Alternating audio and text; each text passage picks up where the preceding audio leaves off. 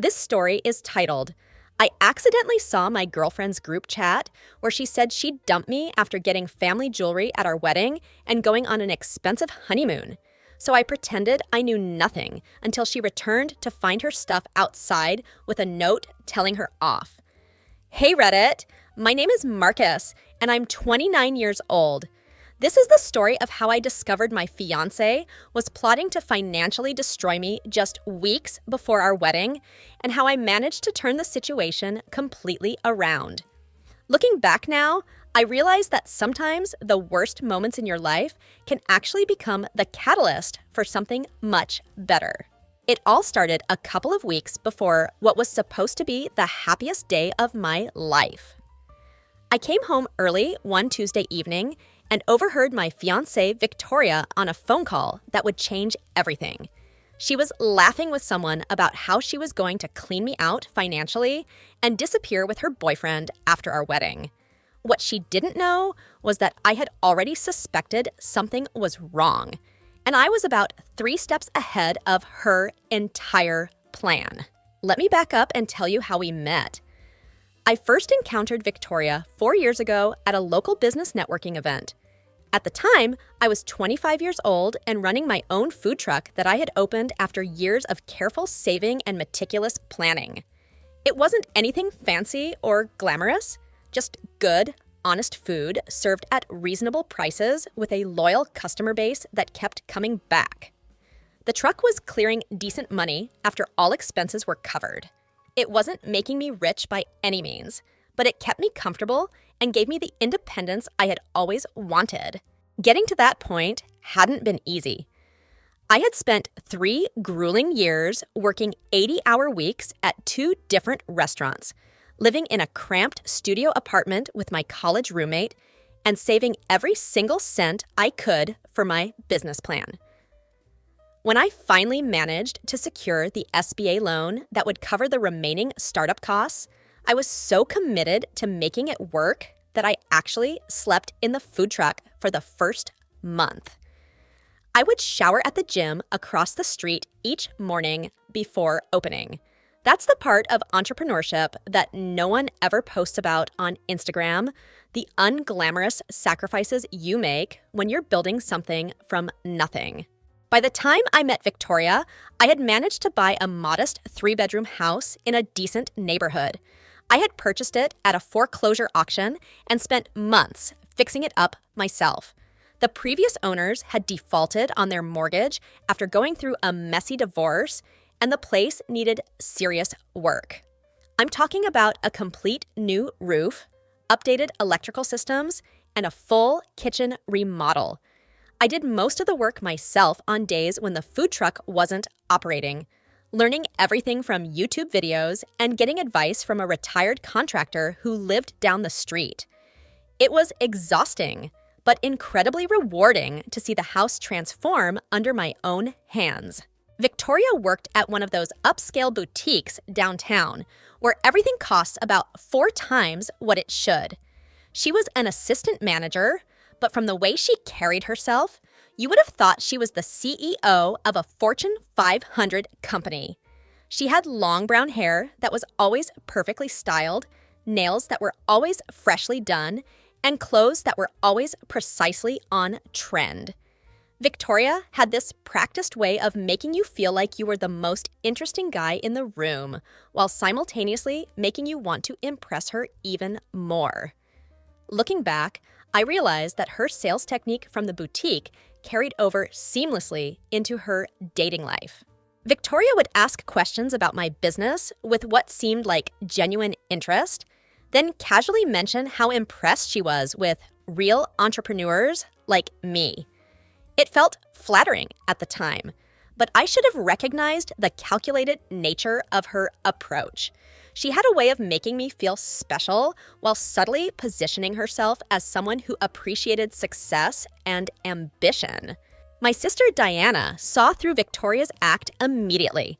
The first time they met was at a family dinner, and Diana pulled me aside afterward with a concerned expression. "That woman is faker than my coworkers' LinkedIn profiles," she said bluntly. I brushed off her warning as Diana being overprotective, as she had always been suspicious of the women I dated. But this time, her warning carried an urgency that I chose to ignore completely. "So you're really into this one?" Diana had asked when I mentioned getting serious with Victoria a few weeks later. "Yeah, she's different," I replied confidently. "She's ambitious, well-connected, and knows exactly what she wants out of life." "What she wants is your wallet," Diana muttered under her breath, but I pretended not to hear her comment. In retrospect, the red flags were absolutely everywhere, practically waving in my face. Victoria never once offered to pay for anything, not even when I was clearly stretching my budget to cover an expensive dinner that she had suggested. Our very first date ended up costing me $200 at some pretentious fusion restaurant where the portions would have left a toddler still hungry. The food was beautifully presented, but completely unsatisfying, yet Victoria seemed right at home in that environment. My buddy Ryan had warned me about the financial imbalance early on in our relationship. "Dude, you're making food truck owner money, and she's living a trust fund lifestyle," he pointed out one evening. "Do the math. Something doesn't add up here." But when you're sleeping with someone who looks like she could be featured in a toothpaste commercial, your ability to perform basic mathematical calculations mysteriously disappears. Ryan and I had been tight since college, and he had actually helped me move equipment into the food truck when I first started the business. He worked for nothing but pizza and the promise of future discounts, which showed me what real friendship looked like. Dating Victoria felt like getting a surprise promotion that you never applied for. She knew the hostess at every upscale restaurant in town, could get us into exclusive events that I had never even heard of, and her apartment looked like something straight out of a high-end design catalog. Being with her opened doors to a social world that I had never experienced before. However, her apartment should have been the first major warning sign that I completely missed. An assistant manager at a clothing boutique simply doesn't earn enough to afford a 1,400 square foot downtown apartment with floor-to-ceiling windows and custom walk-in closets. When I casually asked how she could afford such an expensive place, she gave a vague answer about family help and quickly changed the subject to something else. I found out much later that her parents were actually paying half of her rent each month. She was 28 years old and still financially dependent on her family, but she had made it seem like my financial stability was some kind of novel character trait that she found incredibly attractive.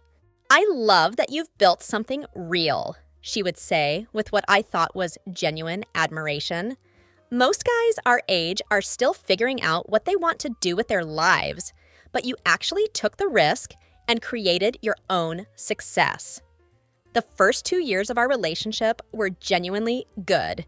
We had developed comfortable routines together, we rarely fought, and everything seemed to be working smoothly between us. We moved in together after 18 months of dating, finding a nice downtown apartment that we could afford together. Then, Victoria got promoted to assistant manager at the boutique, and suddenly, her entire schedule became packed with staff dinners, industry events, and networking opportunities that seemed to consume all of her free time. When I asked if I could join one of these events sometime, there was always a convenient reason why it wouldn't work out. "It's just the girls tonight," she would say, or "it's more of an internal company thing," or my personal favorite, "You'd be bored to death. It's all fashion industry talk that wouldn't interest you."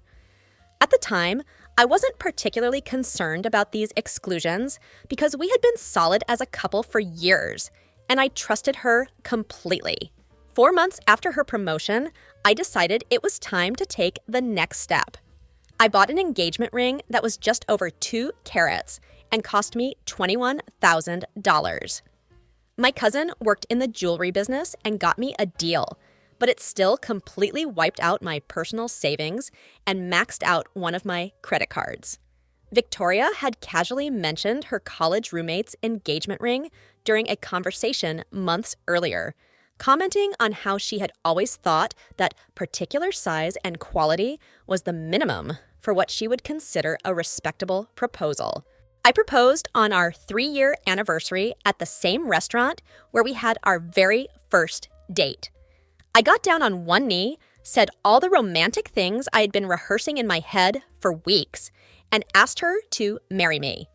She cried, said yes enthusiastically, and then immediately took 4 different angle shots of the ring on her finger. She posted all of them on Instagram before we had even ordered our appetizers for the evening. The caption read, "Dreams do come true. He did good." The comment section absolutely exploded with fire emojis and OMG goals responses from women I had never met in my life. I remember sitting there watching her interact with her phone instead of celebrating with me and thinking to myself, this is what all the hard work was for. This is why I sacrificed so much to build my business and buy a house. What an absolute chump I was. Fast forward about a year into our engagement, and wedding planning had consumed every single waking moment of our lives. We spent weekends visiting potential venues, attending catering tastings, and having heated arguments about whether we should go with letterpress or digital invitations. Victoria's parents had contributed $12,000 to the wedding budget, but somehow the total cost had ballooned to $55,000. The difference between what her parents contributed and the actual cost came entirely from my savings, my food truck profits, and a home equity loan that I had taken out against my house but kept quiet about. That $12,000 from her parents came with more strings attached than a marionette puppet.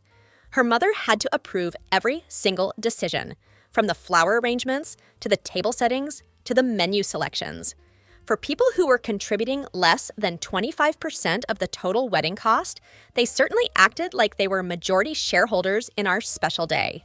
The wedding date was set for June 15th, which was now only 9 weeks away. Our honeymoon in Cancun was already booked and completely paid for. Meanwhile, I had been secretly house hunting because I wanted to surprise Victoria with something special. I found a beautiful 4-bedroom house in Westbrook Gardens, which was a solid neighborhood with a reasonable location for potentially expanding my food truck concept into something bigger. The house needed some cosmetic updates, but it had incredible potential and good bones. The property had been sitting on the market for 105 days because it needed work, which meant I could negotiate the price down significantly. The closing was scheduled for 2 weeks before our wedding, and I was planning to surprise Victoria with the keys during our reception.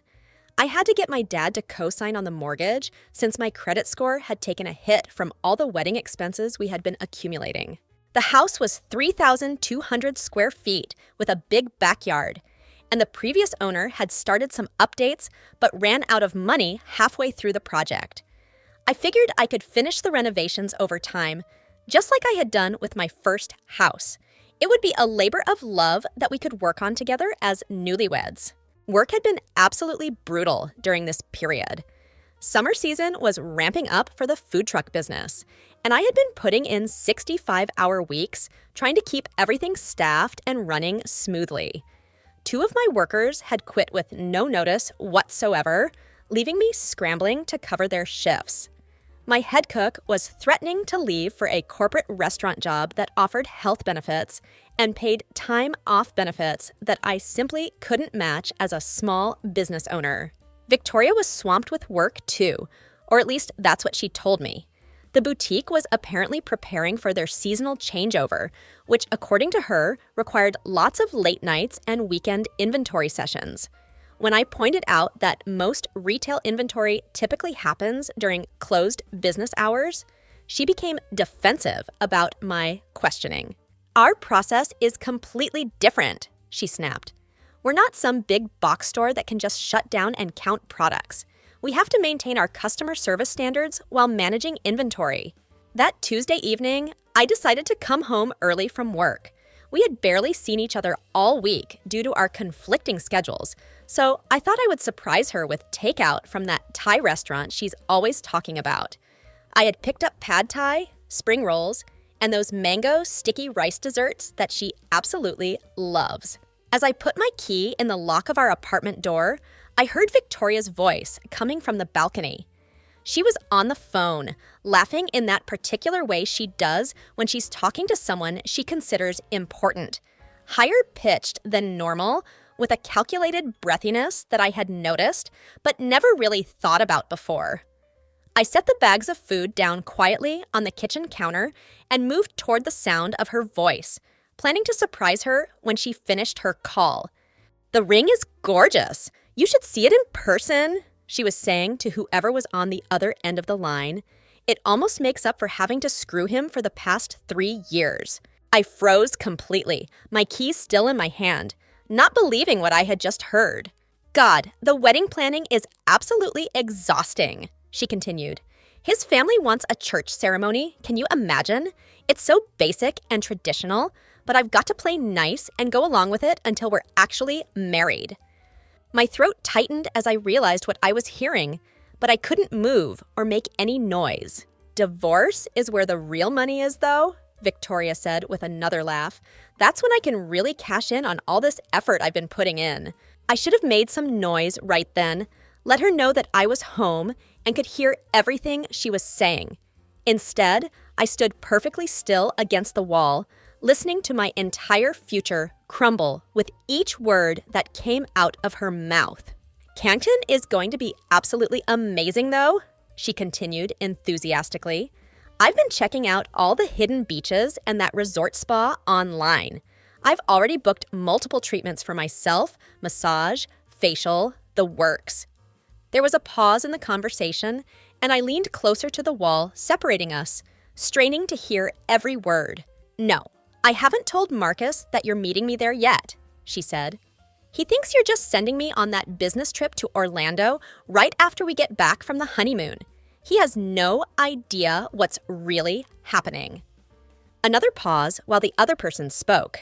"Of course I've thought this through completely," Victoria said, sounding almost annoyed that someone would question her planning. "I'll tell Marcus that I need some space after the honeymoon, that I think I rushed into marriage and I'm having cold feet about the whole thing. Men are so simple and predictable, he'll blame himself for everything and won't even fight the divorce." I felt something fundamental shift inside me, like a critical support beam cracking under too much pressure. "Once the house closes, we'll have a shared asset that I can claim half of in the separation," she continued matter-of-factly. "Between that and clearing out all the joint accounts we've been building up, I should walk away with enough money to set us up very nicely while I transition to my new life." She laughed again, and the sound made my stomach turn. I know. It's just 9 more weeks of playing the doting fiancé," she said.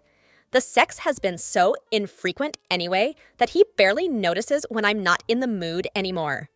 I backed away from the wall silently, grabbed my keys from where I had set them down, and left the apartment without making a sound.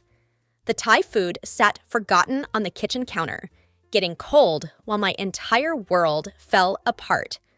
At that moment, all the hints I had been ignoring suddenly clicked into place like pieces of a puzzle I hadn't realized I was solving. The mysterious work functions that I was never invited to join.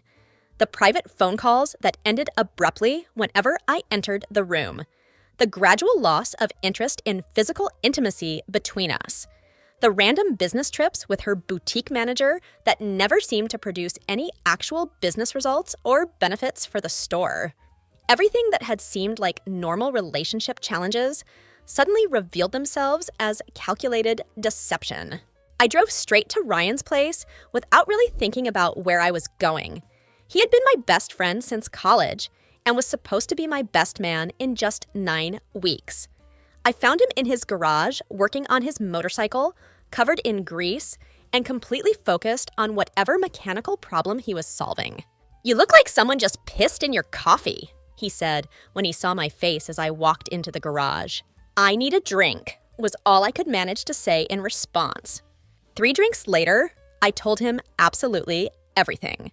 The phone call I had overheard, Victoria's detailed plan to clean out our joint accounts after the wedding, the fact that someone was flying to Cancun to meet her during what was supposed to be our honeymoon, and the house I had been planning to surprise her with that would now become part of her divorce settlement. Ryan listened to the entire story without interrupting once, then said simply, "What's the move? You need to protect yourself financially, legally, all of it."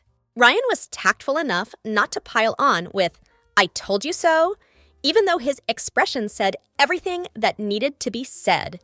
He had always thought Victoria was using me for my money and stability, and now we had definitive confirmation of his suspicions. "Stay here tonight," he offered without hesitation. "The spare room is yours, and we'll figure out a plan in the morning when your head is clearer." I took him up on his offer. When Victoria called around midnight wondering where I was, I sent back a text saying that I was helping Ryan with his motorcycle and would crash at his place for the night. She responded with a kissy face emoji, which made me want to throw my phone against the wall. The casual nature of her response, knowing what I now knew about her true feelings, was almost more infuriating than the original betrayal. The next morning, we sat at Ryan's kitchen table with notepads, laptops, and coffee, mapping out my escape plan like we were planning a military operation. Ryan is an IT guy who had gone through his own nasty breakup 3 years earlier when he caught his girlfriend running an active dating profile behind his back, so he approached my situation like he was debugging malicious code that had infected my life. "First priority is finances," he said, pulling up a spreadsheet on his laptop. "What's your current setup with bank accounts and assets?" I explained our financial structure in detail. I had my personal checking account where all my food truck income was deposited. Victoria had her personal account for her boutique salary, and we maintained a joint account that we used for bills and wedding expenses. "How much money is sitting in that joint account right now?" Ryan asked. "About $22,000, I replied. "Most of it is earmarked for final wedding payments and honeymoon spending money." Ryan nodded grimly and made notes. "And the house closing is scheduled for when exactly?" "June 1st, which is exactly 2 weeks before the wedding." "Is the mortgage application just in your name? Or were you planning to add Victoria?" "Just my name on the mortgage, but I was planning to add her to the deed after we got married." "Do not do that under any circumstances," Ryan said firmly. "Keep it exactly as it is and act completely normal about everything. We need time to set up your protection correctly before you make any moves." Ryan pulled up a calendar application on his laptop and started working backwards from key dates. "Let's see. The wedding is June 15th, house closing is June 1st, and today is April 18th. That gives us just over 7 weeks to execute this plan without raising any red flags." "Bro," Ryan said, tapping his pen against the notepad rhythmically, "you realize you just dodged a financial nuclear bomb, right? Like, you were about to hand this woman the launch codes to your entire life's work." "Trust me, I'm painfully aware of that fact," I replied. We spent the next 4 hours meticulously outlining every shared expense and financial entanglement that Victoria and I had created together. The apartment lease that ran through January, furniture that we had mostly purchased together over the years, vacation reservations that were already booked and paid for, and wedding vendor contracts that had deposits attached. Next, we carefully documented all the assets that I had brought into the relationship before I even met Victoria. This included the food truck, my saved earnings from years of working multiple jobs, and my original house that I was now renting out to a tenant. Ryan approached the situation with the methodical precision of a software engineer debugging a complex system. We created a comprehensive strategy that covered every possible angle of my escape. I would need to secure new bank accounts at a completely different financial institution, document all assets that I had owned before the relationship began, and prepare to break our apartment lease. We also needed to figure out which wedding vendors might refund their deposits and which ones would keep our money regardless. This, Ryan said, pointing to our list of non-refundable wedding expenses, is what I like to call the jerk tax. Consider it the cost of not being financially gutted for the next decade of your life. He was absolutely right about that perspective. Some money would inevitably be lost in this process, but I could minimize the damage significantly if I played my cards correctly. It was a relatively small price to pay to escape what would have been a much larger financial trap. We created a detailed timeline that would allow me to methodically dismantle my shared life with Victoria without raising any suspicions. First, I would open new bank accounts and begin documenting all my assets. Then I would secure important documents like my birth certificate, passport, and business papers, and begin the process of canceling wedding vendors. Next, I would find storage space and begin slowly moving my personal items out of our shared apartment. After that, I would secure alternative housing and notify our landlord about terminating the lease. The house closing would happen as scheduled, followed by final preparations for my complete disappearance. Finally, I would execute the actual move during Victoria's bachelorette weekend when she would be out of town and unable to interfere. That night, I went home and acted like absolutely nothing had changed. I found Victoria on the couch scrolling through honeymoon activities on her iPad, researching all the things we would supposedly be doing together in Cancun. "Babe, what do you think about booking a private sunset cruise?" she asked, without looking up from her screen. "Whatever you want," I replied as neutrally as possible, then went to take a long, hot shower. Standing under the steaming water, I thought about how easily the lies had been flowing from Victoria's mouth for who knows how long. How convincingly she could look me directly in the eye while planning my complete financial destruction behind my back. It was both impressive and absolutely terrifying to realize how skilled she was at deception. Over dinner that evening, pasta that she had ordered from a restaurant since Victoria rarely cooked anything herself, she chatted casually about wedding details and workplace drama as if nothing had happened. At one point during the meal, she brought up the house hunting that we had been doing together over the past few months. "I really like that place we looked at in Pinecrest Manor," she said, referring to a neighborhood that was way above our actual budget. "I know you thought it was too expensive when we first saw it, but maybe we could revisit that option. I'd be willing to pick up extra shifts at the boutique to help with the mortgage payments." The calculated performance was absolutely remarkable to witness. She had never once offered to contribute to our housing costs during our entire relationship, but now with the wedding approaching, she was laying groundwork to appear like an equal financial partner. She was positioning herself to look like someone who had contributed to our major purchases when the divorce proceedings began. "We can talk about it after the wedding," I answered as non-committally as possible. "Right now, I'm just focused on getting through all these final vendor payments and making sure everything is set for June." "You're so practical and responsible," she said with a smile that didn't reach her eyes. "That's exactly why we're so good together as a couple. I dream big and think creatively, and you figure out how to make it all happen financially." That night, I lay awake beside her, staring at the ceiling and mentally inventorying everything in our shared apartment to determine what I actually cared about keeping. The list was surprisingly short.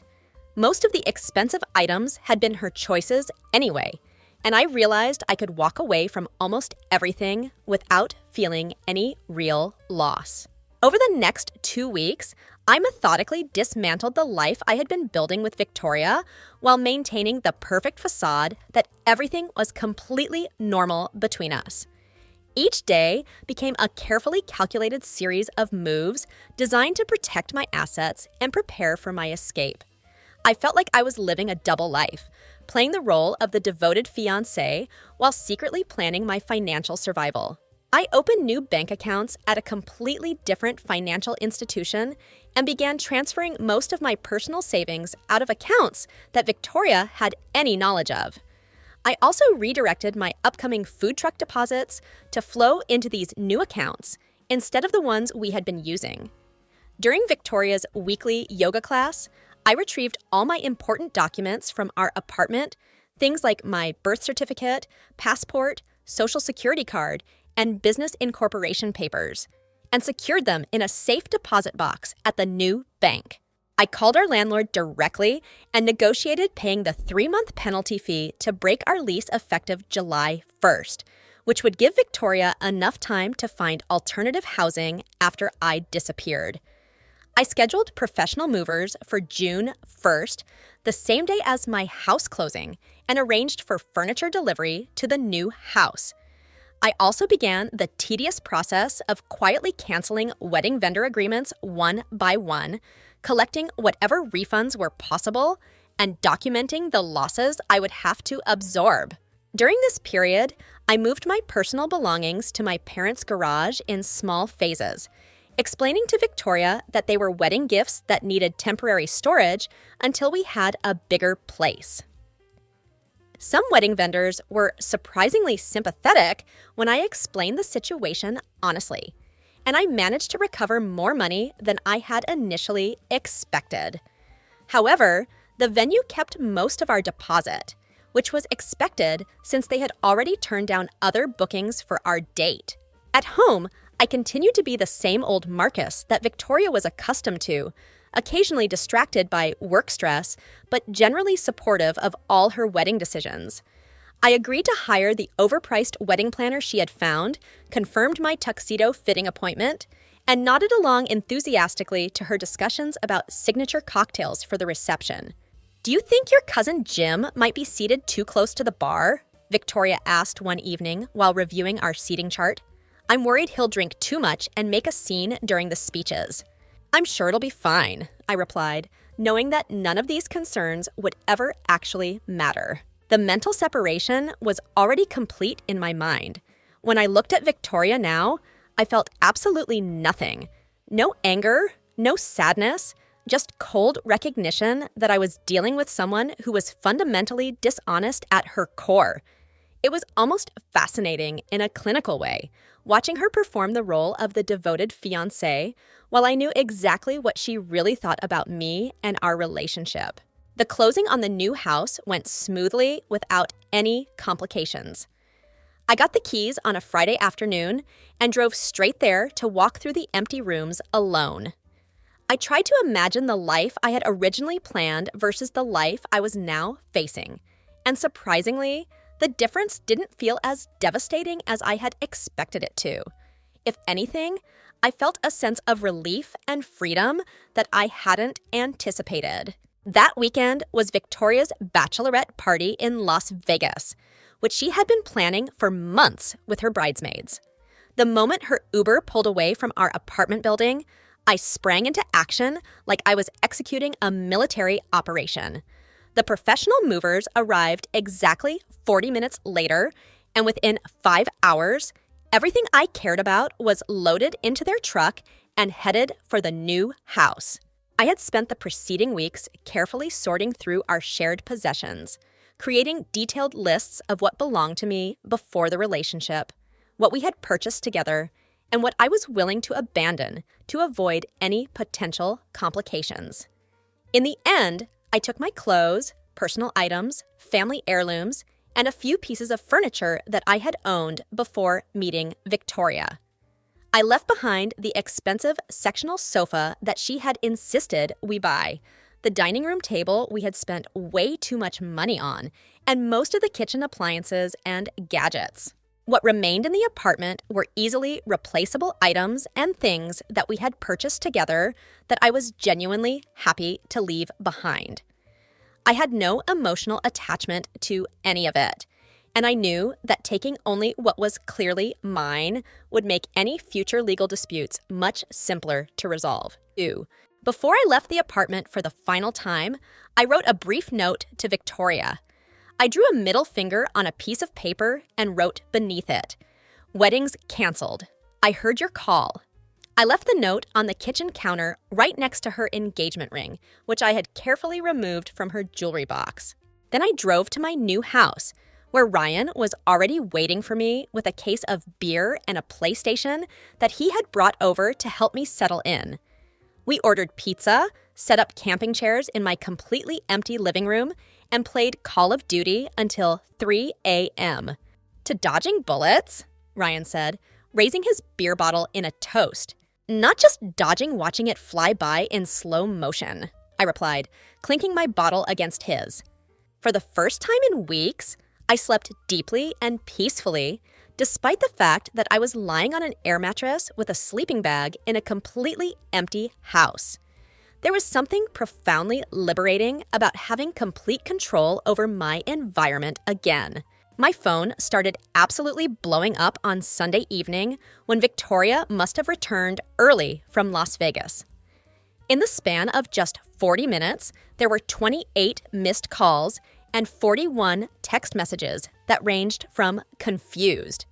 "What's that note supposed to mean? What call are you talking about?"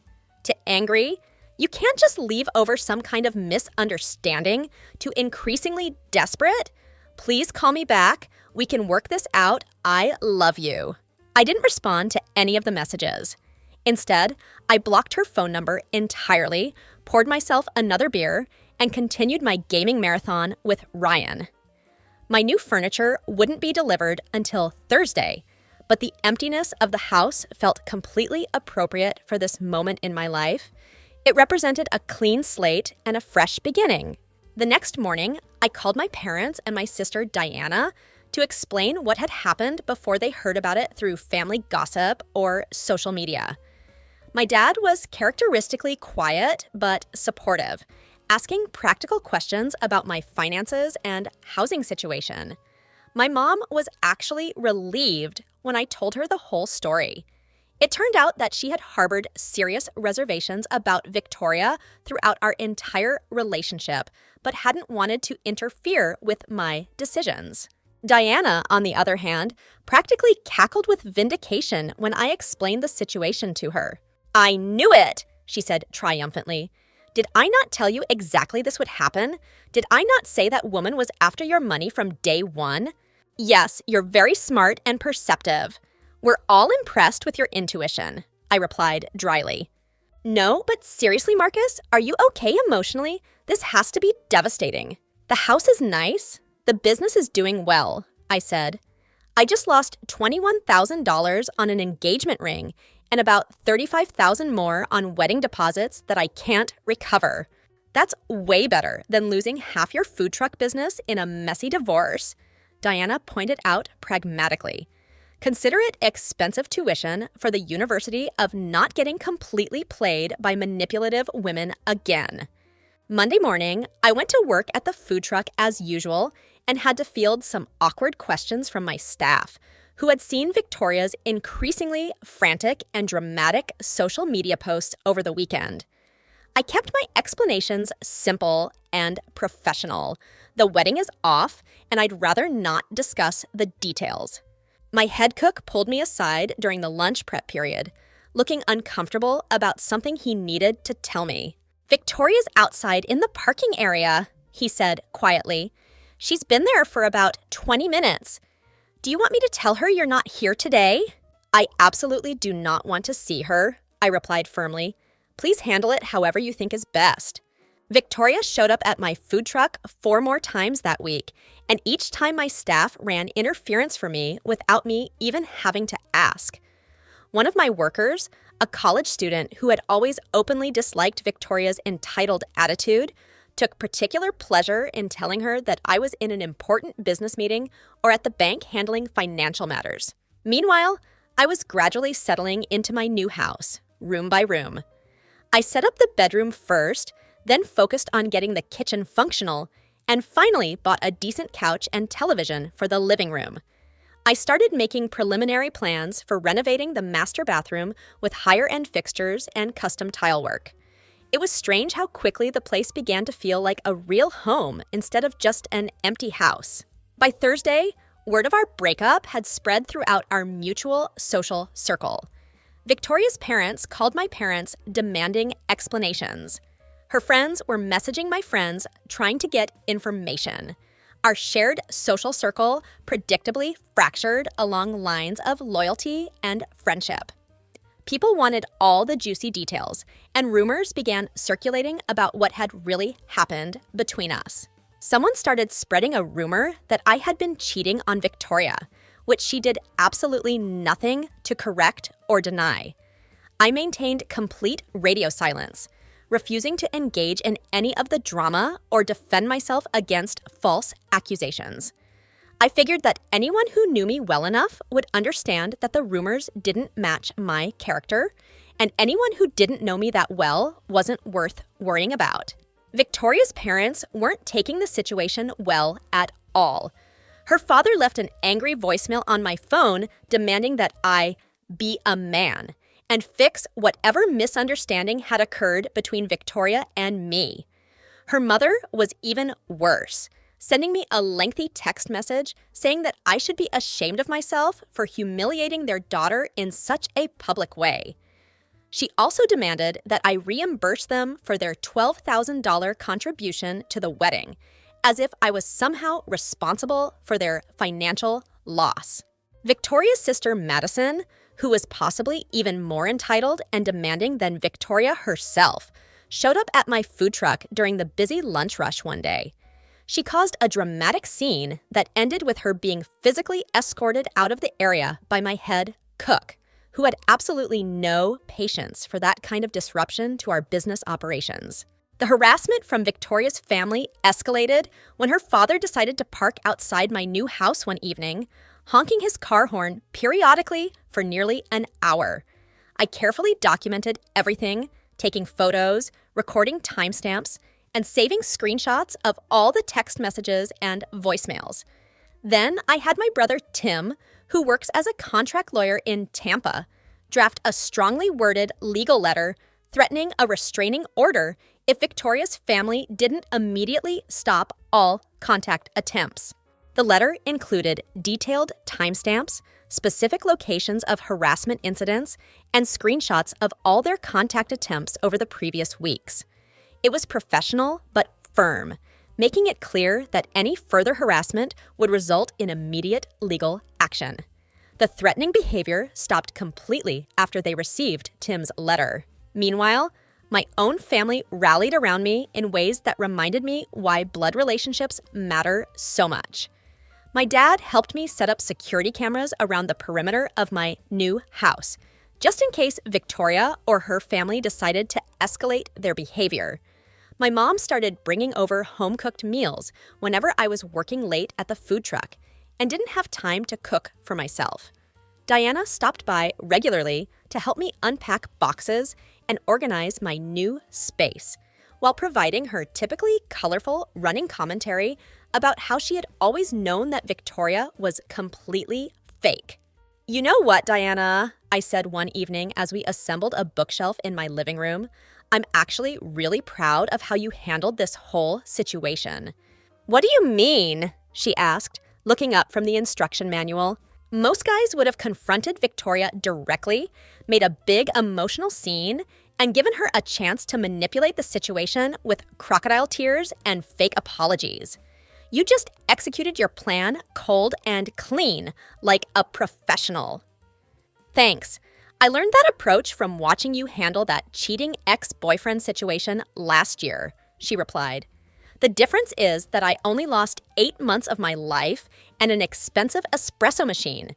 You dodged a lifetime of financial bloodletting." She wasn't wrong about that assessment. If I had actually gone through with the wedding and allowed Victoria to be added to the house deed as planned, then discovered her scheme during our honeymoon or after we returned, I would have been legally obligated to split significant assets with her during divorce proceedings. The food truck business might have been protected since it clearly predated our relationship, but the house, all joint bank accounts, and anything purchased during our marriage would have been considered fair game for division. I still hadn't directly communicated with Victoria at all, which was clearly driving her absolutely insane with frustration. She continued showing up at my food truck, sent multiple emails to my business account, and even tried to reach me through LinkedIn messages like we were professional colleagues. Thursday night, she finally managed to ambush me in the parking lot after I closed the truck for the evening. I had been staying late specifically to avoid exactly this type of confrontation, but she must have been waiting for hours in her car, watching for me to come out. "What is wrong with you?" she demanded, blocking my path to my car. "You completely misinterpreted a private conversation and blew everything out of proportion." I said nothing in response, just tried to step around her and continued to my vehicle. "This is so typical of you, Marcus. Always overthinking everything and making mountains out of molehills," she continued. "It was just a venting session with my girlfriend about having cold feet before the wedding. You're throwing away 3 years of our relationship over absolutely nothing." "Move out of my way, Victoria," I said calmly. "No, I'm not moving until you act like a grown man and actually talk to me about this situation." I heard everything during that phone call, the divorce plan, the scheme to clean out our accounts, all of it. Her eyes narrowed dangerously. "What about our apartment lease?" "Our lease runs until January, and you can't just make unilateral decisions about our shared responsibilities." Of course, that's what she chose to focus on, not the emotional betrayal or the destruction of trust, but the practical financial implications of our breakup. "I already paid the penalty fee to break the lease," I told her. "You have until July 1st to find a new place to live." "You what? You don't get to make unilateral decisions about our shared financial obligations like that. We're not married, Victoria. I can do whatever I want with my own money. Speaking of which, I've already transferred all my funds out of our joint accounts.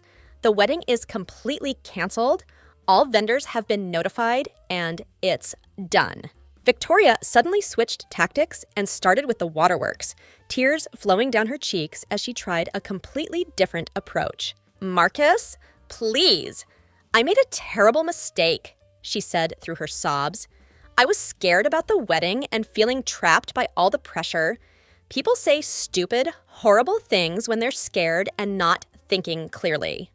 I almost had to admire the performance she was putting on.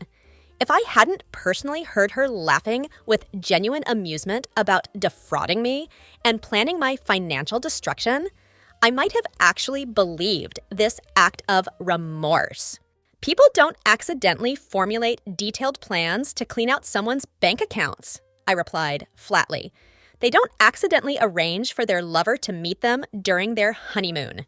Her demeanor changed instantly when she realized the emotional manipulation wasn't working. The tears dried up remarkably quickly, and her voice took on a threatening tone. "You're going to regret this decision," she said coldly. "People already think you cheated on me, and I could make things very difficult for your business if I wanted to." "Go ahead and try it," I responded calmly. "I've got recordings of everything, including that original phone call where you laid out your entire scheme." Her face went completely pale when I mentioned the recordings. "You were spying on me? That's illegal." "I came home early from work and accidentally overheard you on the balcony," I explained. Everything after that was just me protecting myself from someone who was planning to destroy my life. As I drove away from that confrontation, I could see Victoria in my rearview mirror. Her face was twisted into the particular expression of someone who had always gotten her way through manipulation and suddenly found herself in a situation where her usual tactics were completely powerless. Meanwhile, I was continuing to settle into my new house and establish routines that didn't involve Victoria in any way. Her absence from my daily life became normal surprisingly quickly. I hired a professional landscaping service to tackle the seriously overgrown backyard, and I started making detailed plans for renovating the master bathroom. I wanted to install a jacuzzi tub, double vanity, and heated floor tiles, all things that Victoria would have absolutely loved, but that I was now planning to do entirely for my own enjoyment. Friday night, Ryan came over with wings from that sports bar we used to frequent during football season, back when our lives were simpler and less complicated. So, about that honeymoon, he started casually while we ate. What about it? I asked. Well, you already paid for the hotel room in full, and your first-class airplane seat is completely non-refundable. I nodded, not immediately seeing where he was going with this line of thinking. Well, I happen to have some vacation days saved up at work, he continued, and I've got about $900 in travel reward points that I've been saving for something special. Are you suggesting that we go to Cancun together? I asked, finally understanding his proposal. I'm suggesting that we take advantage of what's already been paid for, he said with a grin. I can book a separate plane ticket using my travel points, and we can enjoy the hell out of an overpriced resort with an open bar and unlimited room service. At first, the idea seemed completely ridiculous and inappropriate, but the more I thought about it, the more perfect it became.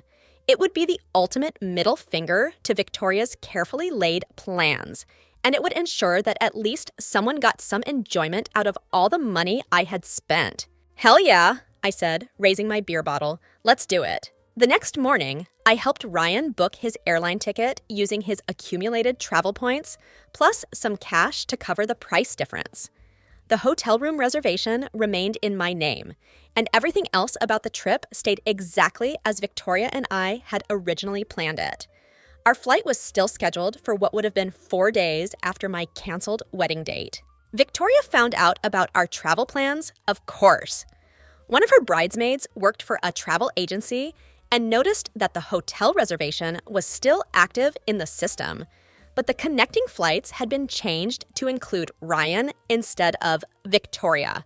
This discovery sparked a completely new barrage of attempts to contact me, this time with a much nastier and more vindictive edge to the messages. You're taking your friend on our honeymoon?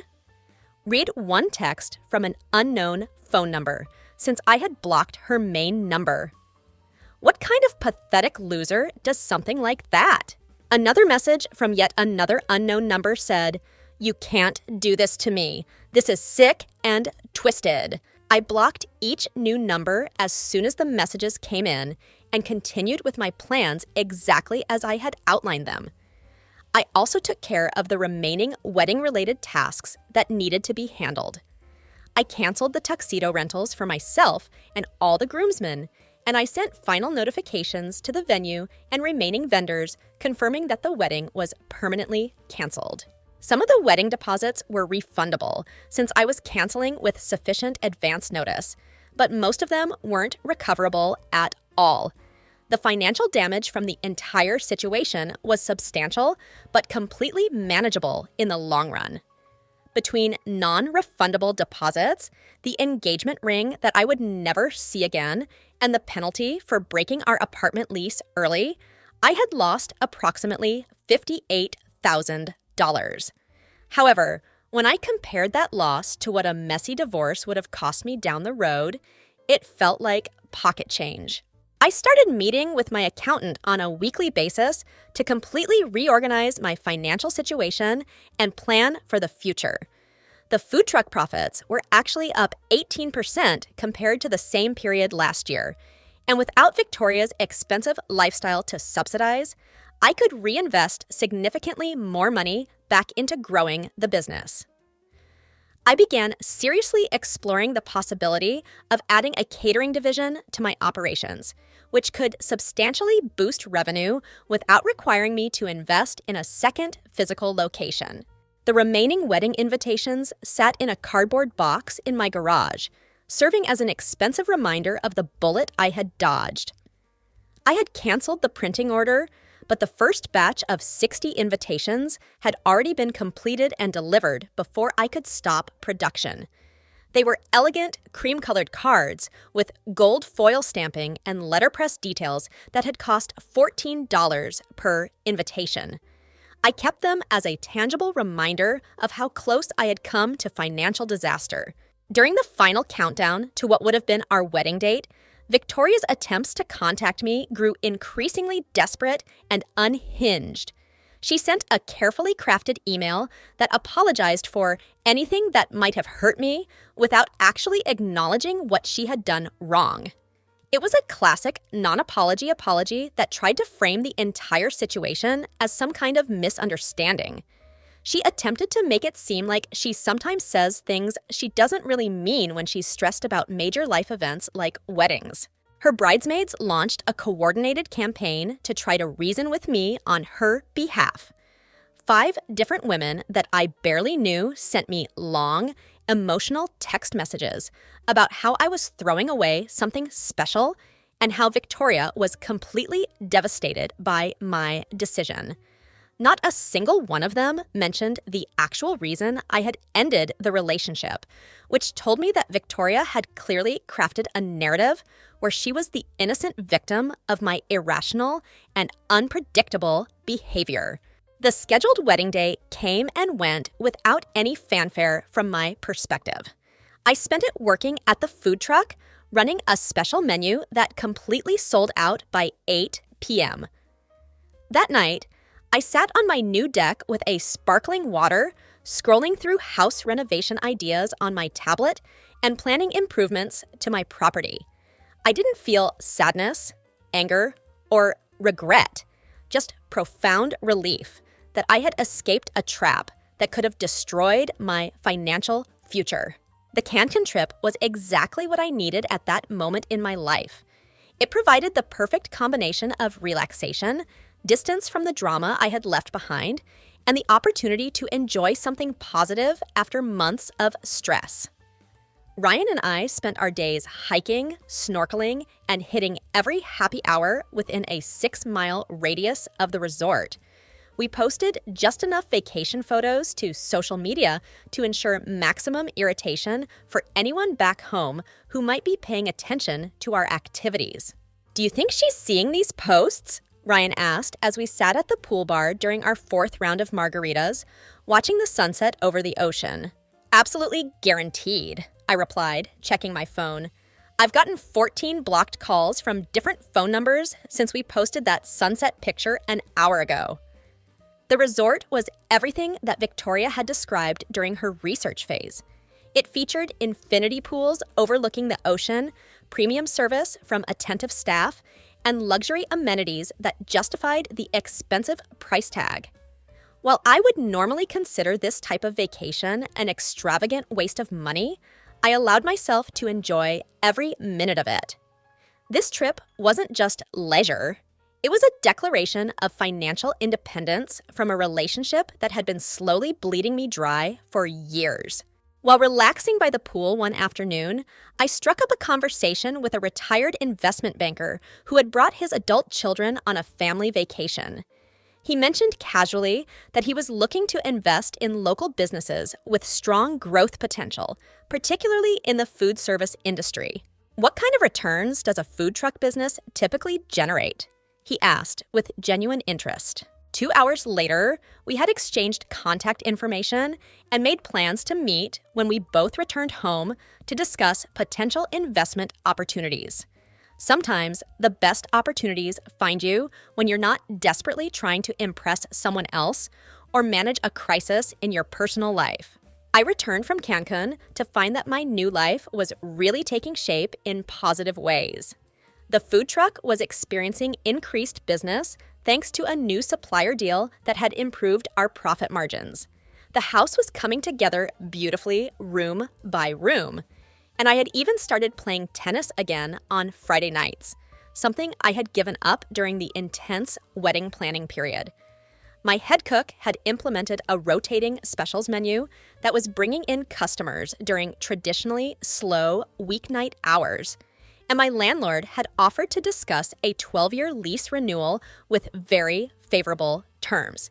Even my credit score was beginning to recover from the wedding finance fiasco. Months passed, and the Victoria chapter of my life began to feel like distant history, something that had happened to a completely different version of myself. I made the conscious decision to delete most of my social media accounts, keeping only what was absolutely necessary for promoting the food truck business. This meant I had no idea what was happening in Victoria's life, and frankly, I didn't care enough to find out. Then one night, I ran into Tyler, one of the few mutual friends who had managed to stay neutral during our dramatic breakup. We happened to be at the same sports bar, both there to catch a game, and he slid into the seat next to me during halftime. "Have you heard anything about Victoria lately?" he asked cautiously, clearly testing the waters to see if I was interested in updates. "Not a single thing, and I don't want to," I replied honestly. "Fair enough," Tyler said. "It's just that, man, it's turned into a complete shit show for her." Despite my best efforts to remain completely indifferent, I found myself curious about what had happened. "What do you mean?" "Well, that guy Brandon, the one she was planning to meet in Cancun," Tyler began. "Apparently he dumped her about 3 months ago. Just completely ghosted her after she moved in with him." I took a long sip of my water, feeling absolutely nothing except a detached sort of interest. Like hearing about a character in a television show that I no longer watched. "She's now 4 months behind on her rent and about to get evicted from her apartment," Tyler continued. "She had to sell her car just to make ends meet. Her parents completely cut her off financially when they found out what she had been planning to do to you." I realized that I felt no satisfaction, no sense of vindication, and no schadenfreude whatsoever. It was complete emotional detachment. It turns out that boutique job wasn't nearly as profitable as she made it sound, Tyler added. She had been supplementing her income with monthly payments from her parents the entire time. When they cut her off, she couldn't maintain her lifestyle at all. "That's rough," I said finally, my attention already drifting back to the game on the television above the bar. "Anyway, did you catch that trade the Heat made yesterday?" I asked, successfully changing the subject to something I actually cared about. As we debated NBA roster moves and playoff predictions, I realized something important about my own emotional growth. The best revenge isn't just living well, it's living so well that when you hear your ex-partner is circling the drain, your only reaction is mild curiosity followed by complete indifference. Tyler wasn't quite finished with the Victoria updates, though. "She got fired from the boutique, too," he said during a commercial break. "Oh, really?" I responded without much interest. "Apparently, she was skimming money from the cash register," Tyler explained. "Not enough to be worth filing criminal charges, but definitely enough to get her terminated immediately." I nodded, only half listening to what he was saying.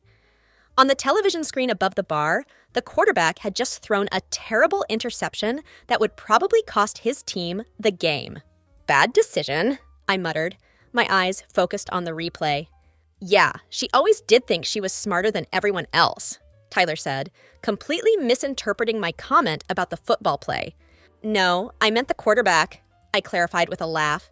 "He should have seen that safety coming from a mile away." Tyler laughed too.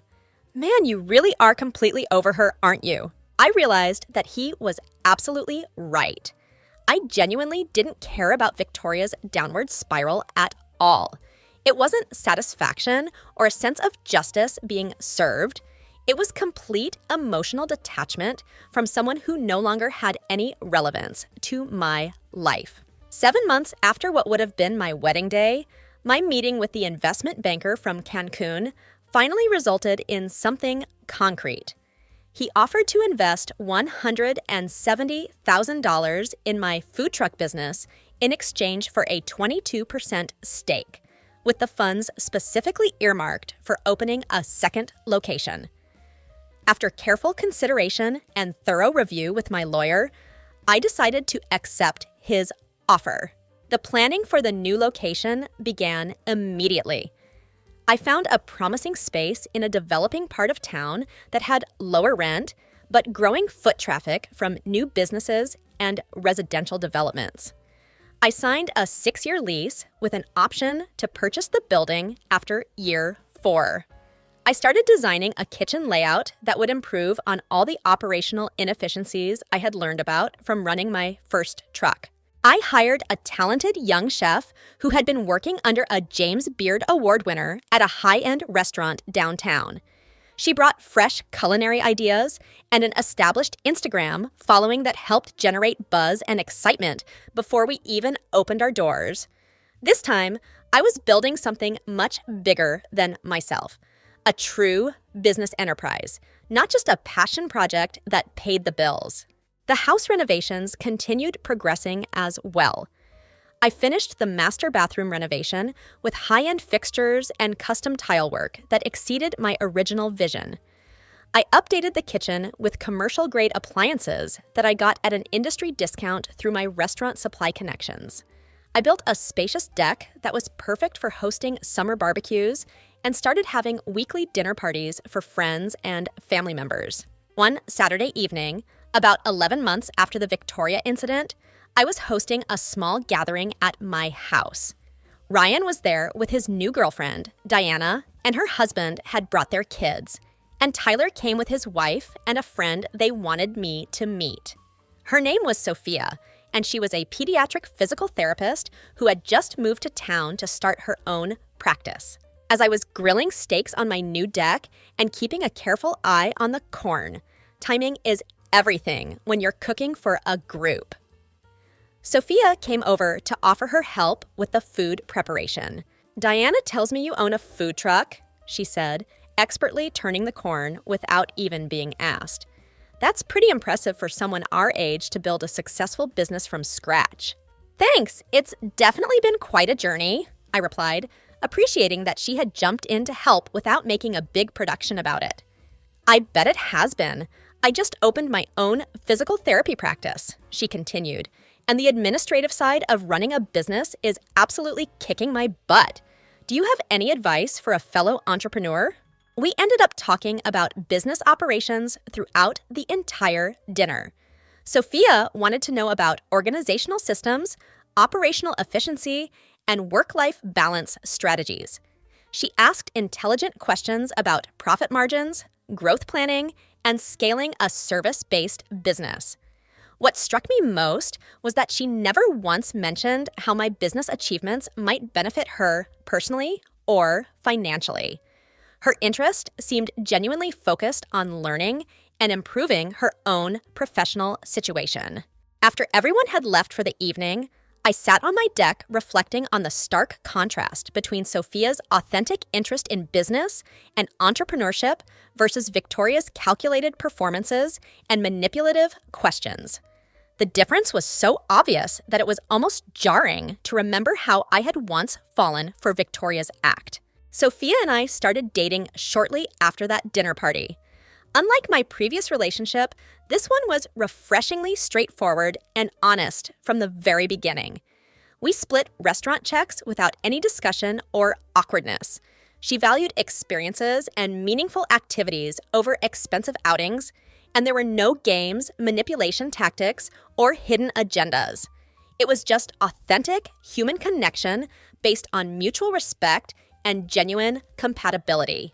As I look back on this entire experience now, I realize that sometimes the worst moments of your life actually become the turning points that lead you toward something much better. Sometimes a canceled wedding is actually a prison break that you didn't even know you needed. And sometimes, just sometimes, the bullet that you managed to dodge turns around and ends up hitting the person who originally fired it at you. The investment in my second food truck location has been incredibly successful, and I'm already planning a third location for next year. My relationship with Sophia continues to grow stronger, built on a foundation of honesty, mutual support, and shared values. My house has become a real home where I regularly host friends and family, and I've developed hobbies and interests that I had completely neglected during my relationship with Victoria. Most importantly, I learned to trust my instincts and the people who care about me. My sister Diana's warnings, Ryan's concerns, and even my parents' subtle reservations about Victoria were all accurate. I should have listened to them much earlier, but I'm grateful that I at least had the presence of mind to act decisively when I finally discovered the truth. If there's one lesson I want to share from this experience, it's this. When someone shows you who they really are, believe them the first time. Don't make excuses for red flags, don't rationalize away concerning behavior, and don't ignore the advice of people who know you well and have your best interest at heart. Sometimes the most loving thing you can do for yourself is to walk away from someone who doesn't truly value you, even when it's difficult and expensive to do so. The $21,000 engagement ring and the wedding deposits were expensive, but they were a small price to pay for my freedom and my future. Today, I'm building a life with someone who genuinely loves and respects me. My business is thriving, and I wake up every morning grateful that I had the courage to choose myself when it mattered most.